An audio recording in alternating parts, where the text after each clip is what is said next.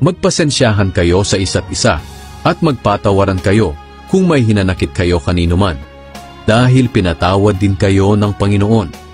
At higit sa lahat, magmahalan kayo, dahil ito ang magdudulot ng tunay na pagkakaisa. Paghariin ninyo sa mga puso niyo ang kapayapaan ni Kristo, sapagkat bilang mga bahagi ng iisang katawan, tinawag kayo ng Diyos upang mamuhay ng mapayapa. Dapat din kayong maging mapagpasalamat. Itanim ninyong mabuti sa mga puso niyo ang mga aral ni Kristo. Paalalahanan at turuan niyo ang isa't isa ayon sa karunungang kaloob ng Diyos. Umawit kayo ng mga salmo, himno, at iba pang mga awiting espiritual na may pasasalamat sa Diyos sa mga puso ninyo.